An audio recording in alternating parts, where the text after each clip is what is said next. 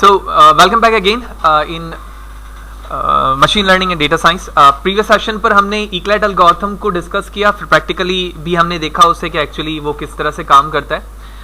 तीसरा एल्गोरिथम है जो कि हमारा फाइनल एल्गोरिथम है इस सेशन के मुताबिक। सबसे ज़्यादा ये डेटा माइनिंग के अंदर इसका इस्तेमाल किया जाता है, जिसको हम FP ग्रोथ, ठीक है, यानी फ्रीक्वेंट प्रोडक्ट ग्रोथ कहते हैं। तो डेफिनेशन पे बताया जा रहा है कि in data mining the task of finding frequent pattern, ठीक है, यानी फ्रीक्वेंट पैटर्न को फाइंड करने का जो तरीका in the large data set is very important and has been studied in a large scale in the past few years. Unfortunately, this task is computationally expensive, especially when a large number of pattern exist. यानी data mining के अंदर जो frequent item है या frequent product है या pattern है, उनको किसी लार्ज डेटा सेट के अंदर फाइंड करना शुरू से काफ़ी एक बड़ा मसला रहा, और इन मसले को हल करने के लिए कंप्यूटेशनल पावर भी हमें काफ़ी दरकार रही, ताकि जब तक हमारे पास कंप्यूटेशनल पावर नहीं होगी तो हम इन लार्ज नंबर के डेटा सेट से किसी पैटर्न को फाइंड नहीं कर सकते जो उसके अंदर मौजूद है। तो FP which mean frequent pattern growth algorithm हमें क्या कहता है, is an alternative way to find frequent item set without using candidate generation, thus improving performance for so much it uses a divide and conquer strategy. जिस तरह से हमने अभी different इक्लेट के अंदर और एप्रोरी में देखा था कि वो कुछ डेटा स्ट्रक्चर के ग्राफ को यूज़ कर रहा था, जैसे डेप्थ फर्स्ट सर्च था और इसी तरह से दूसरे एल्गोरिथम थे, इसी तरह इसमें से हमारे पास जो एक एल्गोरिथम है जिसे हम कहते हैं डिवाइड एंड कंकर। तो डिवाइड एंड कंकर का इन सिंपल रूल बताऊं अगर मैं, हम इसके तफसील पे नहीं जा सकते इस वक्त, ठीक है, तो क्योंकि ये एक एल्गोरिथम एनालिसिस का एक टॉपिक है। डिवाइड एंड कंकर क्या करता है कि आपकी एक प्रॉब्लम को, जैसे फॉर एग्जांपल ये एक प्रॉब्लम है या एक डेटा सेट है जिसमें 2 नंबर्स हैं या 4 नंबर्स हैं, तो इस 4 नंबर्स के डेटा को ये डिवाइड कर देगा 2 पार्ट में। तो ये हो जाएगा आपका 1 and 2 और ये हो जाएगा आपका 1 and 2, एंड फाइनली ये दोबारा से किस में कन्वर्ट हो जाएंगे, 1 and 1, ठीक है। तो ये इसकी स्ट्रेटेजी है एल्गोरिथम के रिस्पेक्ट से कि डिवाइड एंड कंकर इस तरह से काम करता है, वो अपनी प्रॉब्लम्स को फर्दर डिवाइड करता जाता है और इंडिविजुअली उसे हैंडल करता है। तो इसी अप्रोच को आप FP ग्रोथ के अंदर भी देखेंगे, जो इस स्ट्रेटजी को इस्तेमाल कर रहा होता है ताकि large number of data set से हम फ्रीक्वेंट प्रोडक्ट या फ्रीक्वेंट पैटर्न को जो उसके अंदर मौजूद है उसे फाइंड किया जा सके।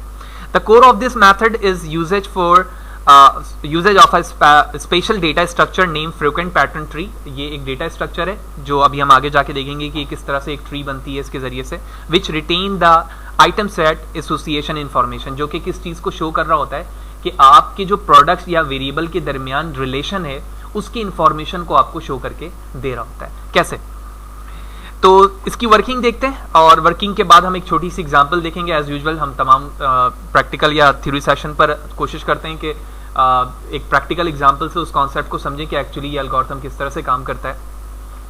तो first is compresses the input data set creating an FP tree instance to represent frequent item. सबसे पहले ये डेटाबेस को क्या करता है, जो भी आपके पास डेटा सेट है वो FP ट्री के जरिए से फ्रीक्वेंट आइटम को शो करता है। After this first step it divide and compress data set into a set of conditional databases. उसके बाद वो एक ट्री को जितनी कंडीशन है उसके अंदर उसके मुताबिक अपने ट्रीज को क्या करता है, फर्दर डिवाइड करना शुरू करता है। Each one associated with one frequent pattern, जो कि उसके साथ एसोसिएट होते हैं, उनके साथ वो पैटर्न एसोसिएट होकर शो होता है। Finally each such database is mined separately. हर एक डेटा सेट जो उसके अंदर या डेटाबेस का पार्ट मौजूद है वो माइन होता है, यानी उसको देखा जाता है separately. Using this strategy the FP growth reduce the search cost looking for short pattern recursively and then concatenating them in the long frequent pattern offering good selectivity। यानी जब आप एक डेटा सेट में से, यानी एक डेटाबेस में से डिफरेंट डेटाबेस को जब आप सेपरेटली कर रहे हो तो उसके जरिए से क्या हो रहा है, जो सर्चिंग है डेटा को फाइंड करने की वो रिड्यूस हो रही है, कम हो रही है। जाहिर सी बात है, एक बड़े ट्री को जब छोटे ट्री में डिवाइड कर रहे हो, जैसे प्रीवियस स्लाइड पे मैंने आपको डिवाइड एंड कंकर रूल पे बताया था कि ये डेटा सेट क्या हो रहा है, 4 से 2 और 2 से 1। तो अब इस डेटा सेट को अगर मैं, यानी इस पार्ट को अगर मैं सॉल्व करता हूं तो इससे कम टाइम लेता है, और जब मैं ऐसे करता हूं तो ये मजीद कम टाइम रहता है। तो टाइम हमारा क्या हो रहा है, रिड्यूस हो रहा है। लिहाजा उसी एतबार से यहाँ पर ये चीज़ रिड्यूस हुई और जो भी पैटर्न को काम किया जा रहा है वो रिकर्सिवली हो रहा है, और फाइनल हमारे पास क्या होगा, वो तमाम डेटा सेट क्या हो जाएंगे, ज्वाइन होकर एक हो जाएंगे। यानी जब आपने इस प्रॉब्लम को सॉल्व कर लिया जो सिंगल थे यहाँ पर, इसके बाद ये दोबारा से क्या हो जाएंगे, कंबाइन, यानी ये 1 1 मिलकर 2 हो गए, इसी तरह ये दोनों भी मिलकर क्या हो गए, 2 हो गए। फिर इसके बाद ये दोनों जब कंबाइन होंगे तो फिर क्या हो जाएंगे ये दोबारा से 4।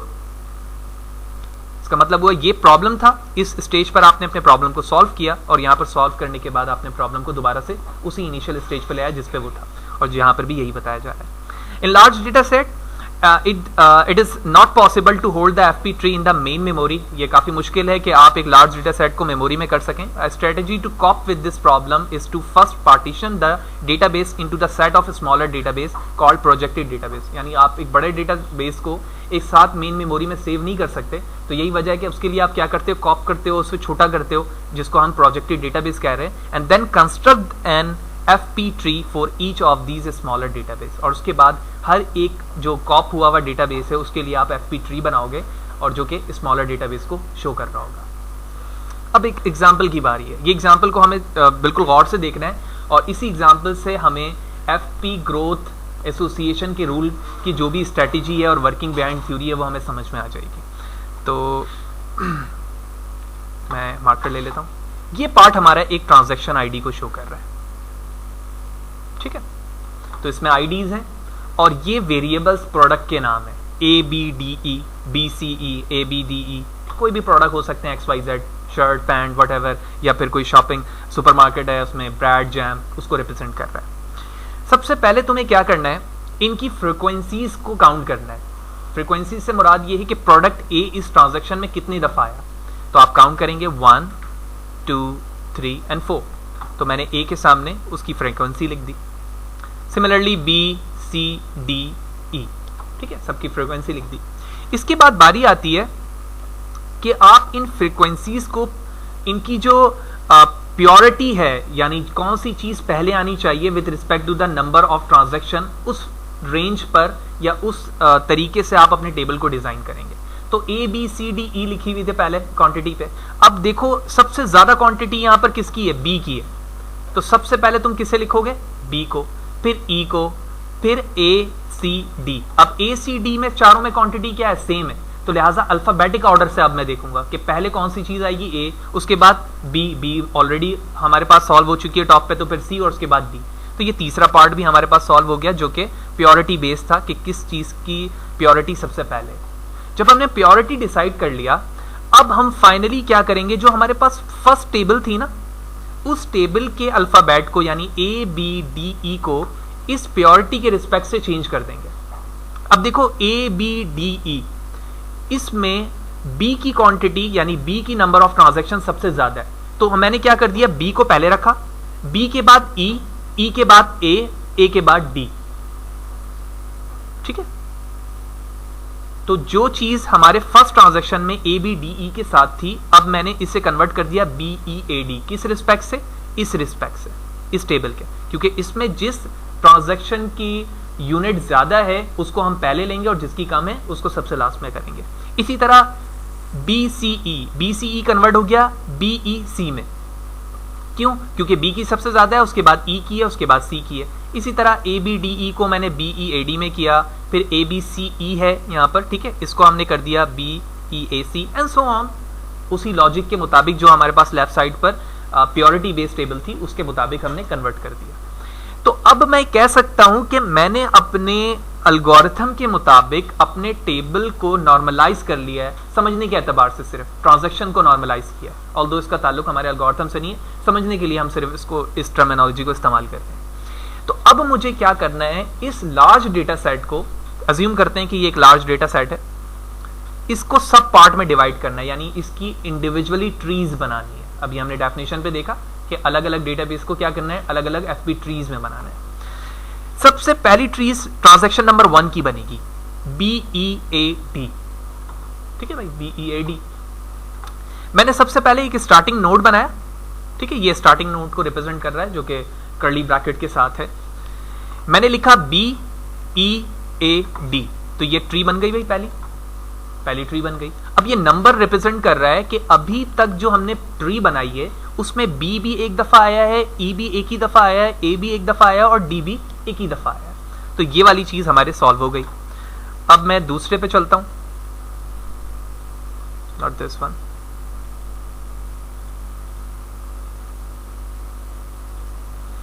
दूसरी क्या कह रही है, BEC।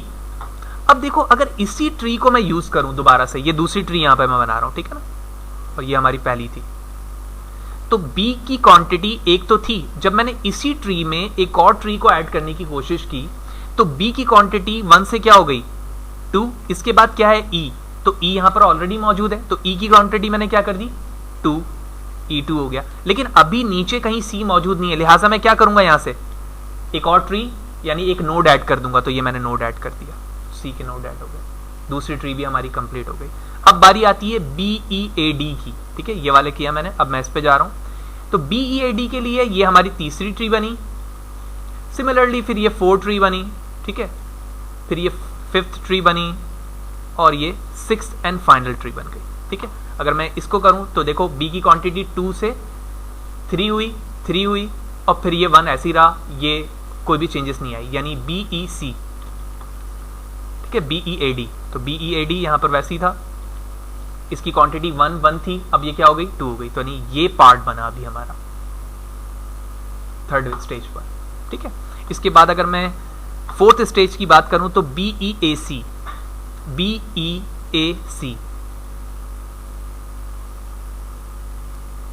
ये पार्ट 4th स्टेज पे बना, ठीक है। 5th स्टेज पर देखते हैं, 5th पे क्या कहा जा रहा है, BEADC, तो BEAD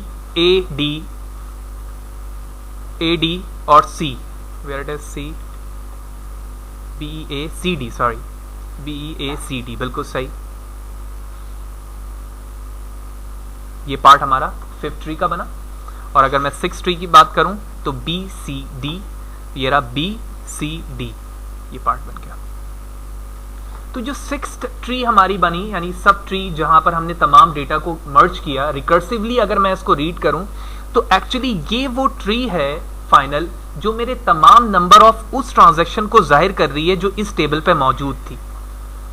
ये यहां पर B की क्वांटिटी देख रहे हो कितनी है 6, B कितने 6, E की क्वांटिटी 5 है, E की क्वांटिटी 5 है, इसी तरह A की क्वांटिटी कितनी है 4, यहां पर A की क्वांटिटी 4, सिमिलरली C की क्वांटिटी कितनी है 4, तो C की क्वांटिटी यहां पर 1 एंड 2, ये कितने हो गए 3, और ये वाले कितने हो गए 4, ये भी वेरीफाइड हो गया।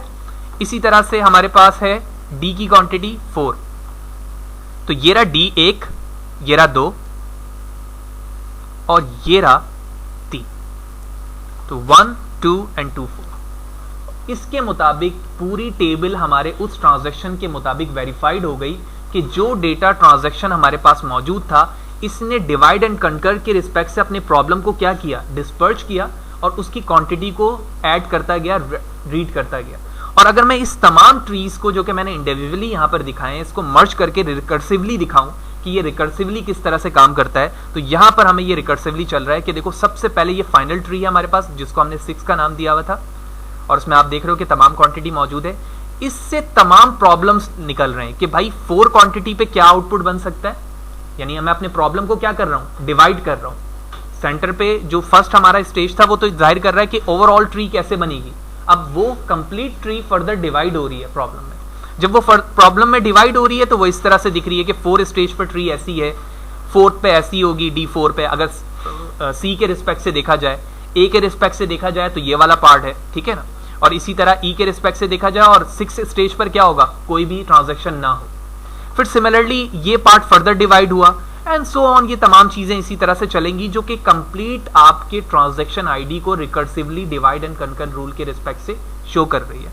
तो frequent pattern found by the recursive call to FP growth algorithm, तो ये कंप्लीटली रिकर्सिवली उस तमाम ग्राफ को यहाँ पर शो करके या ट्री को दिखा रही है जो हमने फाइनली देखा। तो इस सेशन पर हमने देखा कि actually FP growth algorithm association का क्या है, डिवाइड एंड कंकर का रूल क्या है और वो किसको फॉलो करता है, और उसके बाद हमने एक छोटी सी प्रैक्टिकल एग्जामिनेशन देखी और इस पे हमने देखा कि ये ट्रांजैक्शन आईडी किस तरह से वर्क कर रही है और फाइनल ट्री हमारी कैसे बनेगी और रिकर्सिवली कॉल से क्या मुराद है वो हमने लास्ट अपने प्रेजेंटेशन स्लाइड पे भी देखा। नेक्स्ट सेशन पे चलते हैं और इस FP ग्रोथ को अब हम देखते हैं कि इस FP ग्रोथ को हम प्रैक्टिकली कैसे इंप्लीमेंट कर सकते हैं अपने पाइथन पर।